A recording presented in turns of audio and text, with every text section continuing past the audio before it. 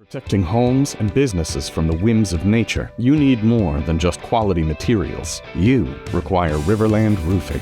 Licensed, insured, and certified, RiverLand Roofing offers not only the assurance of excellence, but a tailored approach to your unique structural needs and budget.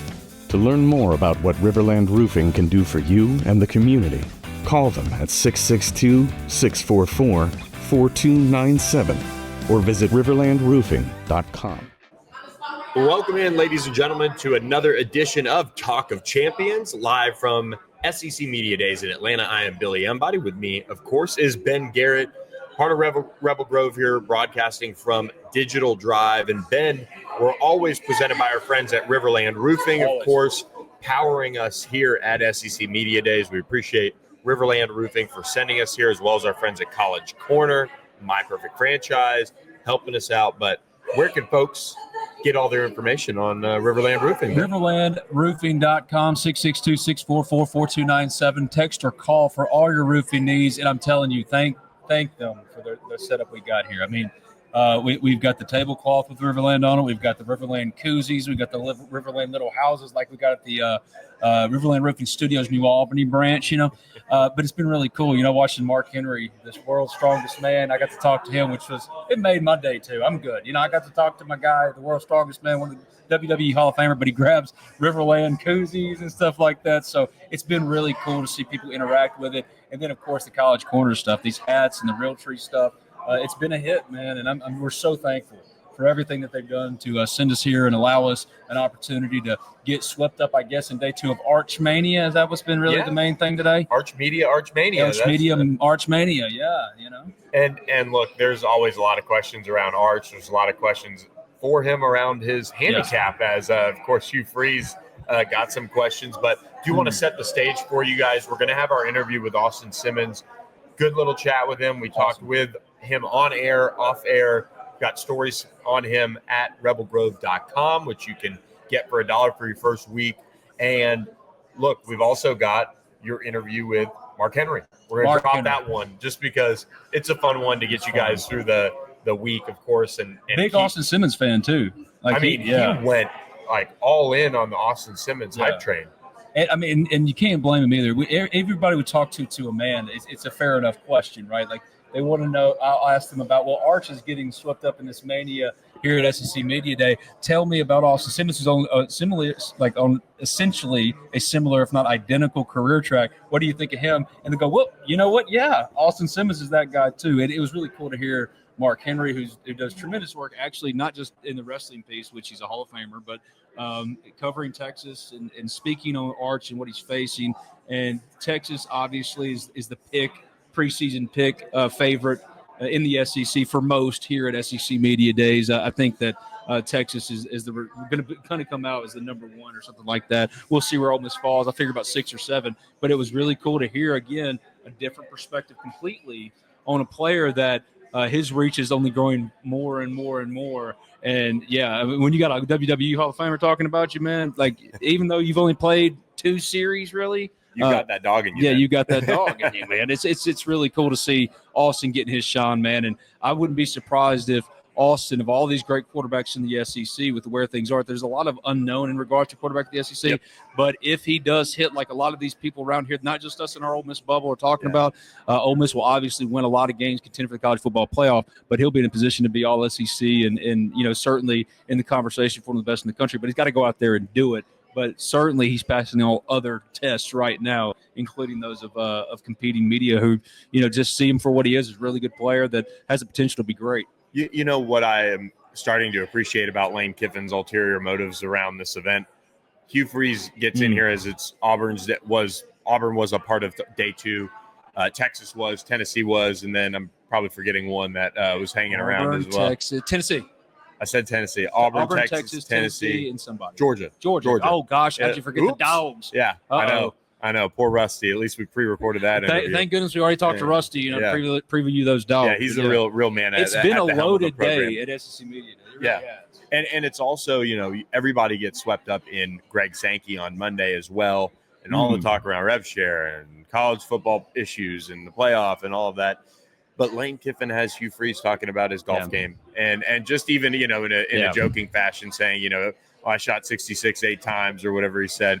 Which with Chris that's Lowe, sick. If it's true, Fair enough. yeah, I've seen Freeze play golf. I wouldn't. No, he's good. He's obviously committed to a fault. We just talked. But that was the storyline that he had to answer. He just had to talk about it, and then Arch gets asked about his golf game because of that too. Which he said is a 13 handicap, which is, not bad. No, not bad at all. He's just like us. It makes you feel like, what I mean? That's nothing to really brag about necessarily. But Freeze is a legit golfer. It's a very Lane thing to do. To kind of set the stage for Hugh as he's coming in. I actually got the chance to just talk to him briefly, just me and Freeze for a second. It's been a while. We'd been talking and texting over the phone about some other stuff. He's been going through a lot, man. And to see him, it was actually pretty cool. It really was really cool to see him. And he definitely is going through it a little bit, not just with the pressure of being the Auburn head coach, but, personal health stuff. And just wish the absolute best for him, because I really think Hugh Freeze, and this is God's honest truth, because everybody knows I was really hard on him when he was at Ole Miss. I think that man's really doing his best to be the best version of himself everywhere he goes now. And look, the fact that he didn't get defensive and didn't fire back and just really made more of a lighthearted joke about it, because Lane loves to troll and mess with you and just.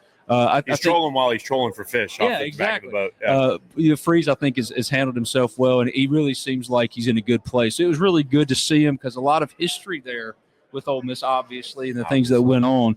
But, it was nice to see him. And I can tell that he's in a good place, even though health-wise he's got to get some stuff figured out. I thought he equipped himself well. I don't think Auburn necessarily this year is being talked about all that much. I'm a big Jackson Arnold fan and what he can be. That's watching him in Texas high school football. I've said this a couple times. That year that I saw him as a senior, it was him and Peyton Bowen, and I really thought in terms of individual performances, they were two of the best, if not the best, that I saw as seniors in high school. And now Peyton Bowen's been good at Oklahoma. I don't know if he's been the 5-star that they thought they were getting, although he got thrown in the fire quickly.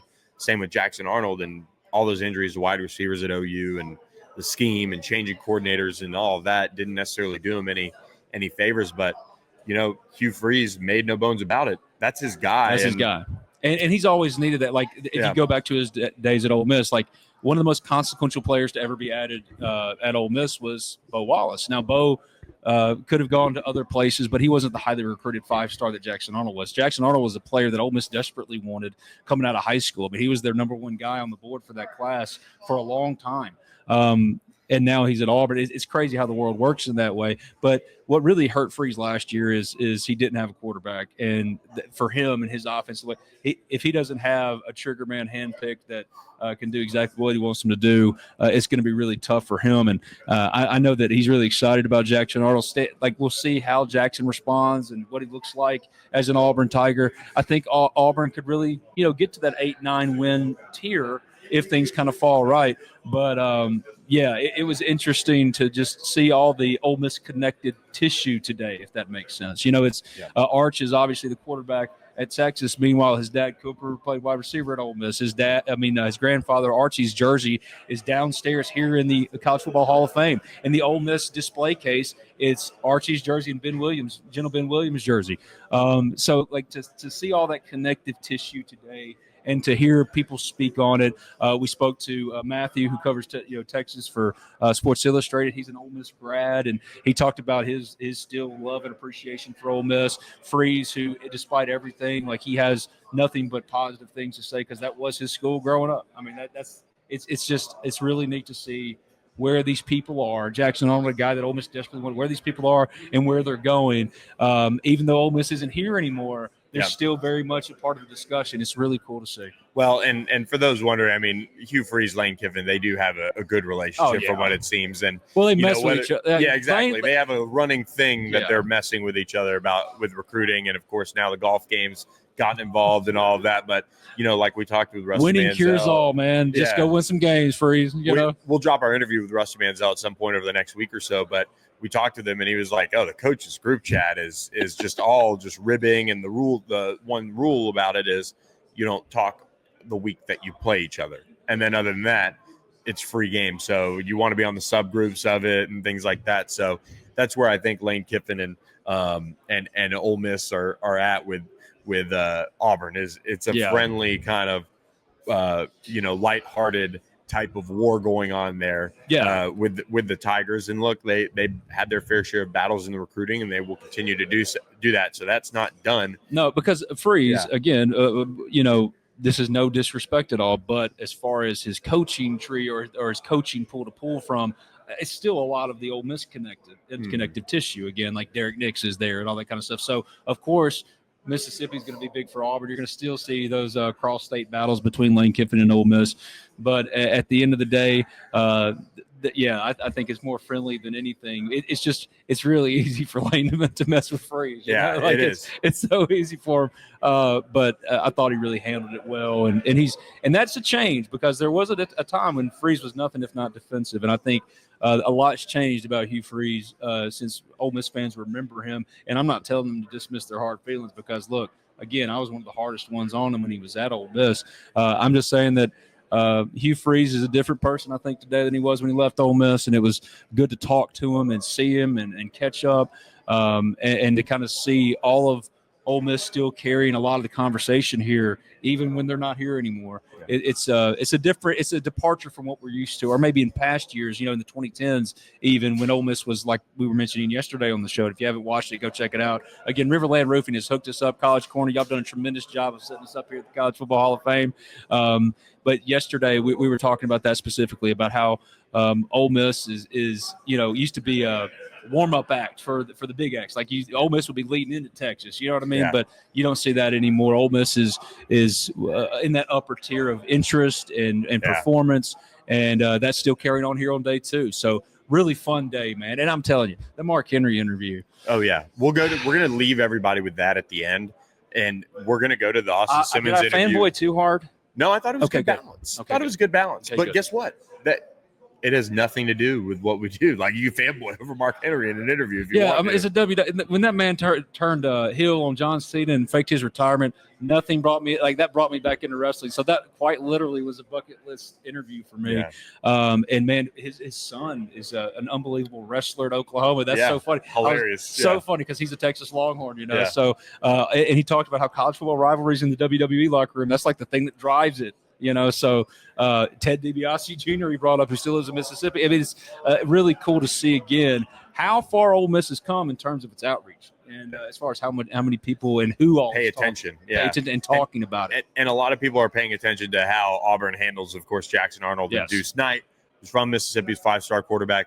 But a lot more people are focused on how does Austin Simmons step into the role of leading Ole Miss next season at the quarterback position, both in his leadership role at that job, but also got to have the performance on the field. That's right. The quarterback makes this offense go. It's not one that, Lane Kiffin has been able to put numerous quarterbacks through it at different stops, and they've all had success, it seems like, in Charlie Weiss Jr. and Joe Judge working with them on the offense now.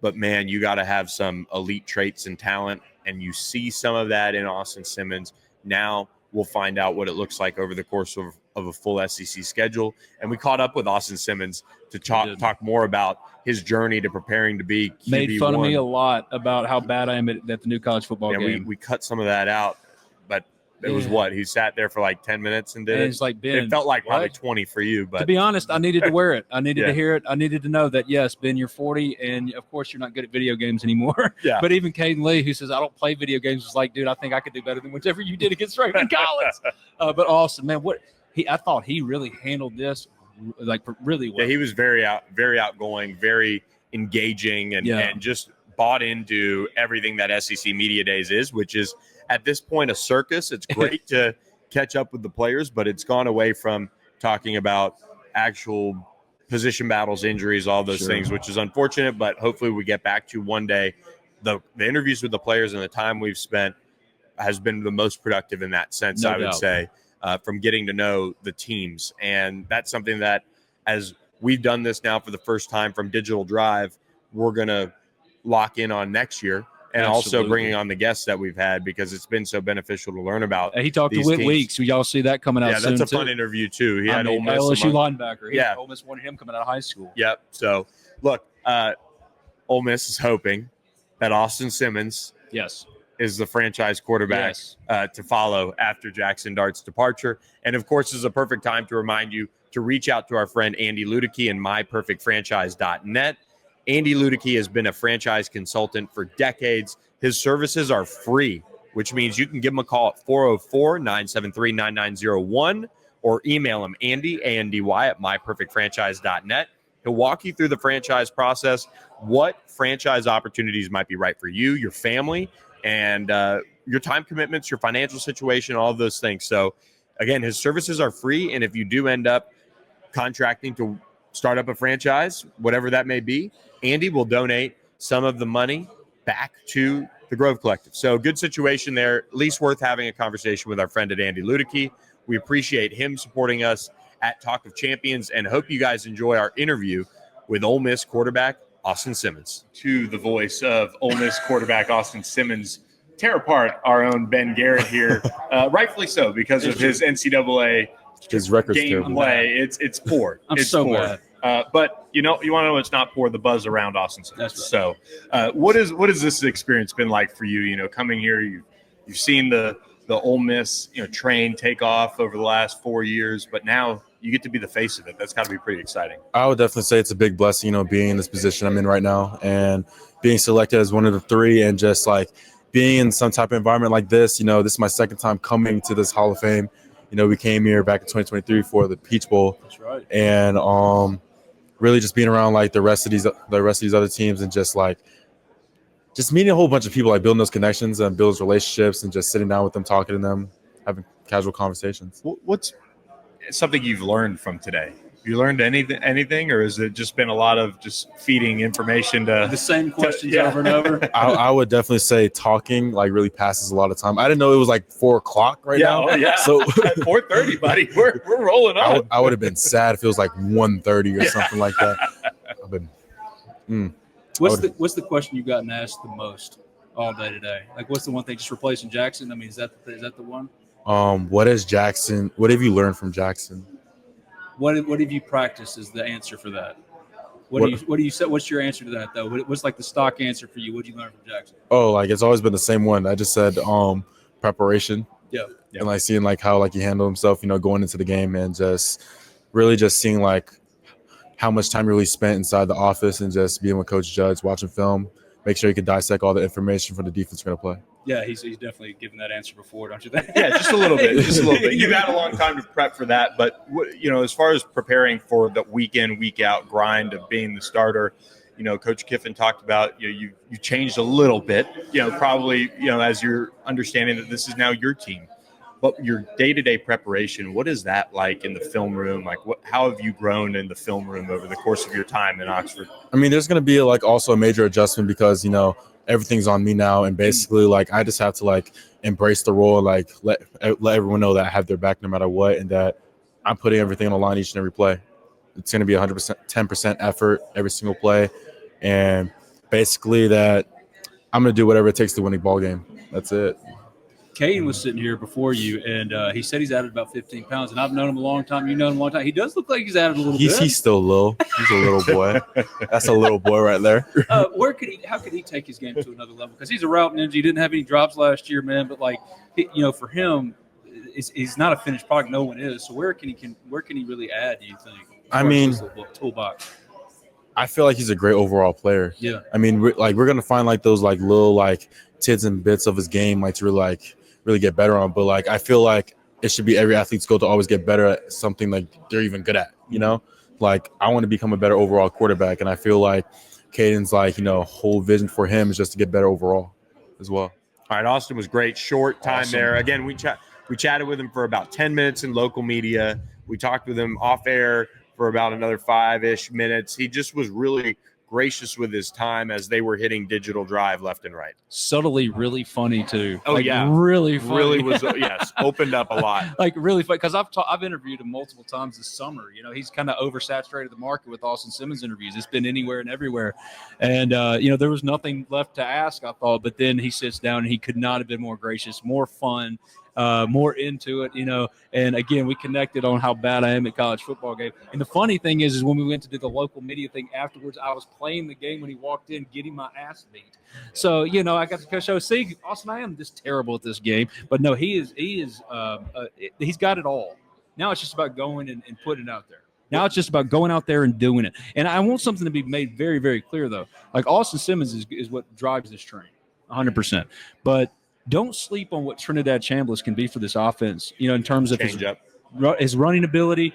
He's made nothing but good impressions, strong impressions, great waves over there at the Manning Center this summer. Really impressive. So it was important that they went and got the pieces that they did, including the Oklahoma State transfer quarterback, who they think can be something down the line for them. Started games last year for Oklahoma State. They have a much better quarterback room and situation now than they did coming out of spring when it was Austin Simmons and really nobody, because Pierce Clarkson, he transferred from Louisville, he didn't last long. Yeah. And then AJ Maddox, he had the elbow injury or whatever it was that really sidelined him. So a lot riding on his shoulders, but also Ole Miss does have some depth of options to where if he isn't, living up to it in one particular way, or if he doesn't have the running component, Ole Miss does have reserves now to where they feel like they can keep the ball moving down the field without much trouble. But that kid right there, he's got it all. Yeah. It's now just about going out there and putting it on the field.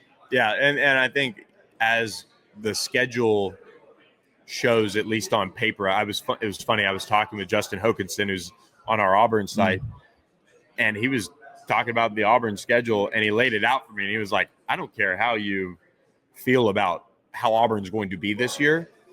Here's their schedule. It is, they open up at Baylor, which tough enough, like return their quarterback. That's a potential losing situation. That's a potential. Dave Aranda is desperate. Yep. They've got to win. And then they go and host Ball State and South Alabama. So you'd assume they take care of business. But then here's their next three. Oh my goodness. At OU, at A&M in back-to-back weeks, then a bye week, and then they host Georgia. I mean, there's a real world where you're 2-4. There's if Auburn is the team that some people think that there's a chance that they could step up and be in the 2025 season. I mean, obviously it could be better, but that is as difficult as it gets. For Austin Simmons and Ole Miss, they're lucky in the sense because they do open up with a Georgia State. Now, as much as back-to-back SEC games is a challenge. Back-to-back SEC games is a challenge. You would hope, if you are an Ole Miss fan, that they go on the road to Kentucky and avenge what happened last year. Yes. And it's not easy. It's the SEC. You can get beat any week, and all the cliches. They got beat by a real estate agent at quarterback last year, bro. Yes, like literally anything a guy can who stepped away from football after that. And so they're going to be maybe a little bit more locked in, you would think. But at Kentucky, then Arkansas coming to Ole Miss, then Tulane, who's a good football team. Those first 4 weeks for Austin Simmons are very different than what Jackson Arnold, who at least has seasoning, is going to be. But let me look at your computer. It's very different. The first one, Oxford, Mississippi. Road game, and it's a revenge game. Yeah, it's you got to be tough. locked in. Oxford. Yes. And yes. You don't leave. Yeah. LSU's tough. Arkansas could be sneaky tough. Yeah. Until you hit that LSU game, it's just a totally different discussion on what.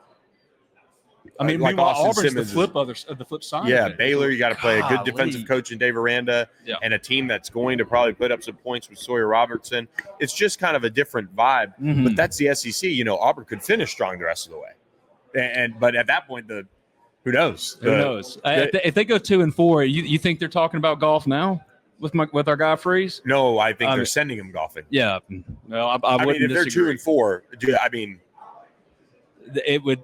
Yeah, that's even though it's OU's the only one that you're like, all right, you're kind of in the same situation. You should figure that one out. That might be a loser loses their head coach kind of game. Oh, I could see that. Auburn, Oklahoma. Oklahoma might not be at that moment, but it might. But be, yeah, because that is a hinge game for both of those teams. Yeah. I really like Oklahoma this year. I really do. Maybe I'm reading too much into Jake Mateer. Maybe I'm You know, John Mateer. John Yeah. Mateer. It's okay. Sorry. Yeah. A lot of names, a lot of stuff going on a lot today. of transfers.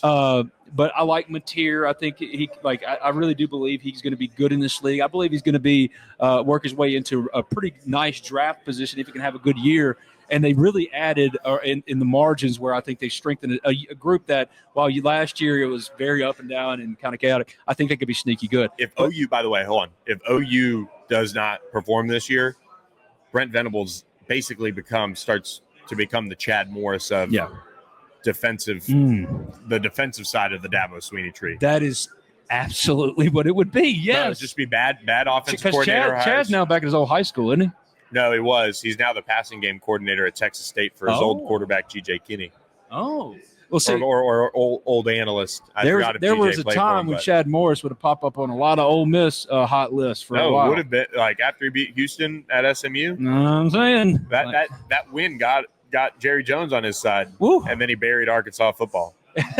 Literally like shoveling dirt on it. Poor Sam Pittman, man. I think Arkansas is a team that's very much in the same tier as Oklahoma and Auburn. And that's what's so interesting to me. Like if I asked you, Bill, all right, looking at the rosters for Oklahoma, Auburn, Ole Miss, and Arkansas, which one do you feel those grouped together?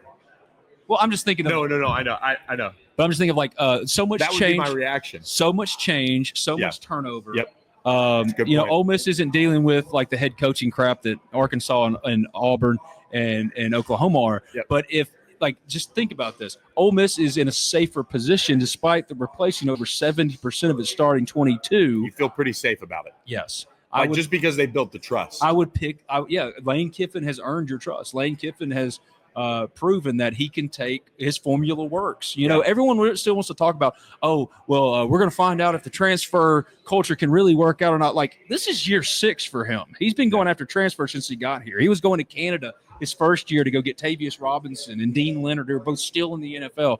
His formula works. Now, if you want to say there's a lot of change outside of the coaching staff, so you never know. But come on, at this point, 10 wins 3 times the last 4 years. Like that, the proof is in the production. Wrong. Exactly. So he's more than earned that trust. You would take Ole Miss's roster and its situation over teams that historically. Yeah, we're considered superior to Ole Miss, but it just shows the culture shift and how far Ole Miss has come as a program that they can now have a first-year starting quarterback and be replacing so much. But you're also bringing in the number 1 wide receiver from Oklahoma State, the number 1 from Penn State. But Lane Kiffin, he's really changed Ole Miss into a national contender and a contender that everyone takes seriously, even when in old days they go, they're replacing this. These days they're just going, but look at this guy. Look at Austin Simmons. And it's hard not to trust that too, because we get in a bubble, but to listen to national people and then to listen to Austin talk again, it's a really good place to start heading into a season. And while last year it was all set up for a college football playoff run, I'm not so sure that this isn't a team also set up for a college football playoff run. Now, I've been asking people around SEC Media Days. Yeah, this has been your project. It's been my project all week. I said Circus Sports came out with an over-under for Ole Miss next year of a win total of 8.5. And every person I've talked to so far, and I'm already at 5 or 6, every one of them have gone over. Did the state guys go over? I haven't asked the state guys. What? No, yes. No, Haydad did go over. Brian Haydad from Super Talk, the guy who will tell you his hatred runs deep. And he was like, I don't like it, but I'm picking over, And that should tell you that this is a different Ole Miss. And you can see it here at SEC Media Days. You can feel it. And it's in the air, and, man, football is just around the corner, man. I think JD, our boy JD Pickle over at On 3 put it best. He's like, SEC Media Days is Thanksgiving to college football's Christmas. You know what I mean? This does feel like a celebration of what's to come. And, man, I can't wait for Ole Miss fans to get a look at this team and what they're going to be. We're going to have you covered completely all the way through it at rebelgrove.com and affiliate of On 3. Yeah, we're going to go to our interview with Mark Henry here shortly, just because it was cool I sat out that one. I don't watch wrestling. Don't know. Okay. You want to know the cool thing that I forgot to ask him. I know he's going to be here. Well, I guess he's leaving tomorrow, but Drake Moreau, former SMU offensive lineman that I know, is in the circuit. He's in the next. Oh, so Drake NXT. Yes. Yeah, you caught it next. So I know you're not a wrestling fan. Yeah, NXT. Exactly. Yeah, no, I'm not. I don't try to be a fan of something I'm not. Like it's It's not that I don't like it. I just don't watch it. I mean, that's okay. Yeah, I've got the trash TV locked down for keep my wife happy during what was really non-football funny season. is we were talking about his son, who's the decorated wrestler at Oklahoma, and he's like, "Oh yeah, Triple H is already on my butt about when's he going to get into the system?" You know what I mean? Put some title on him. But it was funny because I mentioned on the board at Rebel Grove that we talked to Mark Henry and this and this, and buddy, I forgot to ask about his affair with Mae Young, which is a kayfabe thing that happened on wrestling TV. So who's this from? Deuce McCluster 22. Great username. I failed you. I'm sorry. But I thought everything else we talked about was really fun, and it was just cool to sit down with him, man. Somebody that I've been following and been a fan of for a long time, and to just talk to him on a very basic level about the things we both love for him, Texas, and he spoke so highly of Austin Simmons. It was really cool, man. So it was fun. All right. Well, we're going to go to that interview with Mark Henry here just shortly, but do want to remind you guys about our friends at College Corner. Yes. All the gear that they sent us here. Look right here, the replica Ole Miss helmet. Gotten a lot of compliments on that in particular. Like that one's been a nice piece we had laid out here, and we won't have either one of us wear it, but not that I would mess up the hair that I don't have. You can get these mini helmets at College Corner. Those are clean. Yeah, that Realtree one I particularly love. There's that Realtree hat right there in front of Bill's computer. Man, College Corner, Scott and them.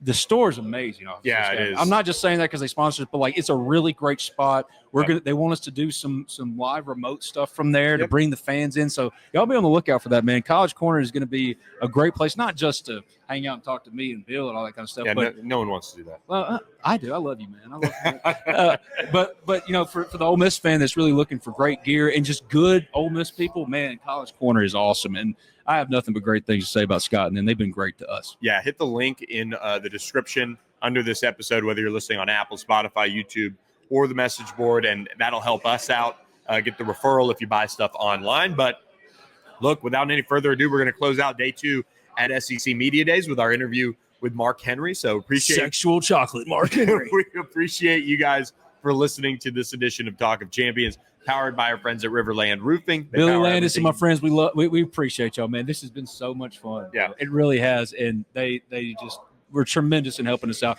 RiverlandRoofing.com, 662-644-4297 for all your roofing needs. It's RiverLand Roofing. Yep. Catch us next time on Talk of Champions. But for now, enjoy this interview with World's Strongest Man, Mark Henry. Oh, WWE Hall of Famer, Mark Henry. Catch you next time. Hey, everybody. Ben Garrett here, live from SEC Media Days. This is WWE Hall of Famer Mark Henry. For me personally, one of the coolest interviews I'll ever do. I've been doing this about 20 years now, Mark. But, I mean, when I saw him walk in, the first thing I go, oh, my God, that's Mark Henry right then and there. How you doing, man? I'm doing great, man. It's good to join you guys. Yeah, tell me about your experience at SEC Media Days, man. Like, you know what? This has been a whirlwind, man. I actually was here yesterday, but I got in too late to get my credential. Uh-oh. And then I couldn't get in. So I had to go back to the hotel. And because I was actually here Sunday for WWE, they had the women's Evolution pay-per-view. Yep. So I did that pay-per-view and was a special guest. That was fun. But the meat of it is to be here for SEC Media Day. That's right. Your Texas Longhorns are today. Arch Manning, everybody. Archie and Eli were both great Ole Miss Rebels. Arch is now the quarterback at Texas. Before I ask you some fanboyish like WWE questions, I'm just curious about your Longhorns, man. Like, what do you think about them this year? You know a lot what? of preseason love. Everybody's putting all of the anticipation of the season on Arch. And Arch needs to manage the team this year. And next year be able to make it his team and go all out. It's going to take him about 5 or 6 games as the starting quarterback, everything that comes with that, for him to acclimate himself and be who he's going to be at the end of the season. But he's got an accompaniment of running backs now that were injured last year. His star running back, C.J. Baxter, is back. And C.J., 230 pounds, 6'1", ran a 4.5 40. Like, that's a bruiser. That's who you lean on. And I think that Coach Sark would have made different decisions inside the 20 if he'd have had that guy running the ball, as opposed to having a 205-pound running back last season. So, and believe me, I love the fact that Trey was able to do what he did, and he rushed for 1,000 yards. Right, yeah. And him and Jaden Blue, but they were slight. They were wide receiver running backs. C.J. Baxter is a Jerome Bettis bowling ball guy. He's going through you. If your offensive line don't drive block people, he's gonna hit them in the back and push them. Right. That's what I'm saying. Yeah, like, absolutely. Yeah. So when you got a weapon like that, I think you lean more into the running game, and you allow that to take the pressure off of Arch. Jaden Blue is now part of my Dallas Cowboys. Which Our Dallas Cowboys. Cowboys. Which, You hear that? buddy, Ours. Me We, and Mark. we sharing. They ours. So I'm not gonna lie to you. I got excited when they took him, man. But like Texas again, they're a preseason pick to be one of the SEC contenders this year and all that kind of stuff. And obviously today's a big day for them. But for you, man, what's your day-to-day life like now, right? I mean, because look, you stepped away from it. You're more in a backstage role now with the company and stuff like that. Just what's all a part of your plate now, man? Well, I don't work for WWE. I was invited as a guest because 3 of the girls that I, kind of discovered were in prominent positions, and they wanted me there to support, which I wanted to be there to support them. I have a NIL, not an NIL, but I have a nostalgia deal with WWE so they can use my likeness and that kind of thing.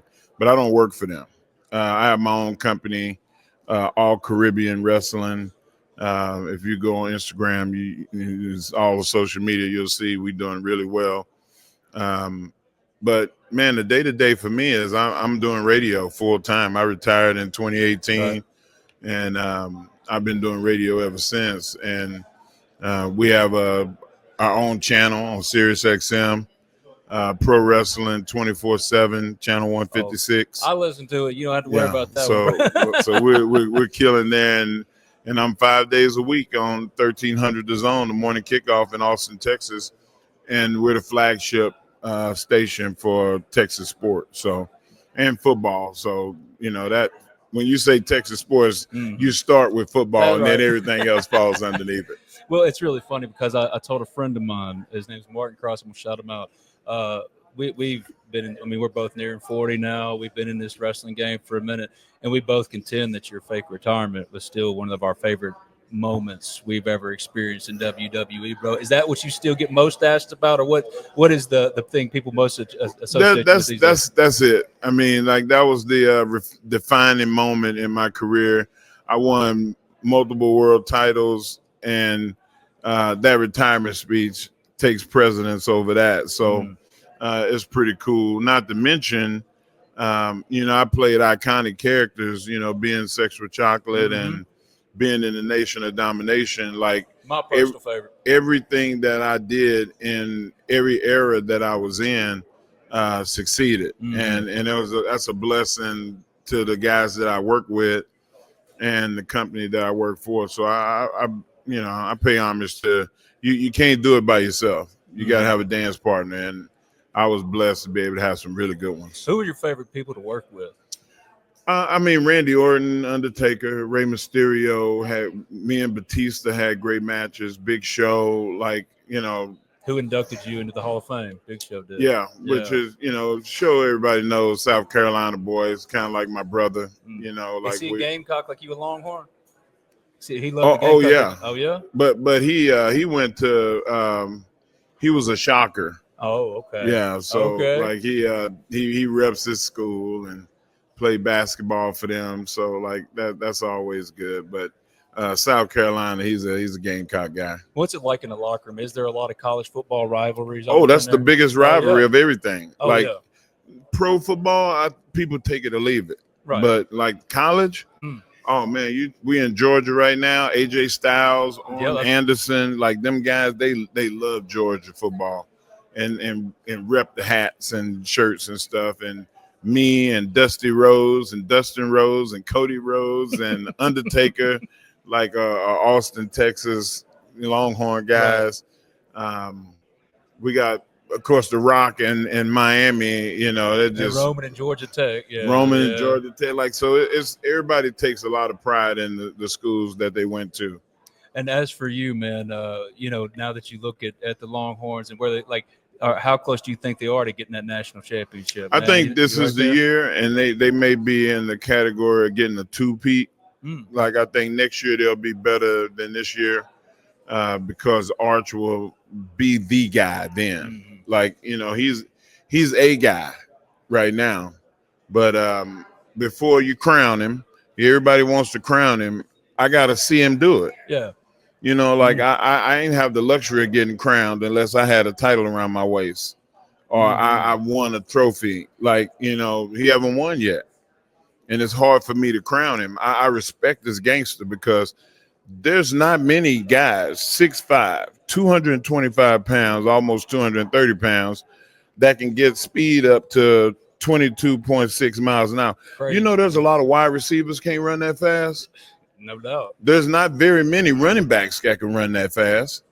And you're going to be hell-bent on finding some defensive guys that can run that fast. So you use it, but you use it sparingly.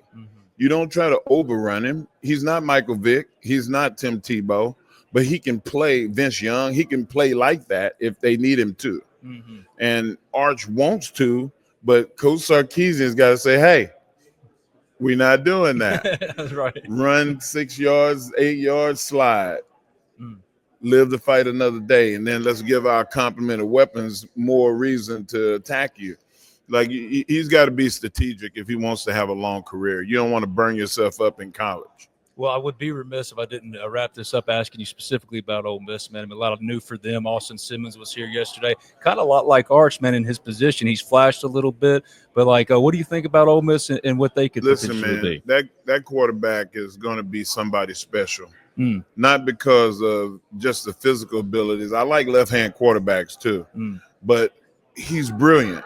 Like a really, really smart dude. I mean, he's, 17 or 18, already graduated? That's right, yeah. Like, I mean, when you get people that are brilliant, the playbook becomes easy for him. What they're going to have to do with him is to keep him focused, challenge him every week, you know, give him more, because somebody like him needs that. By the time he's 2 years in, he'll be Arch Manning. He'll be the guy in college football. And so Ole Miss has got the potential to have the elite quarterback, Heisman-type quarterback, his second year in the league starting. So I'm looking forward to seeing that. It's Mark Henry, WWE Hall of Famer. This was a bucket list interview for me. Thank you, my friend. You're appreciate welcome, you, man. brother. Appreciate you. And don't beat me up. Us Mississippi people, we pat and we hug, you know. He's like, man, I'm not a puppy. Don't hit me. I have trauma from my childhood. Hey, that's the thing. Could you still get back in the square circle if you needed to? Hell no. Listen, man, my check engine light is on. Oh, there is no fuel left in the tank. No, like, it's the world's strongest man though. You couldn't get some weight up if you needed to, something. No, nothing. No, the heaviest thing I lift is a fork. I'm not doing it. I'm not doing it. I gotta have surgery on my back soon. That's why I gotta stop patting. I gotta stop patting. Old man problems. Hey, look, well, you're a legend, and you meant a lot to a lot of people around here. So thank you, brother. Thank you, brother. Appreciate you, man.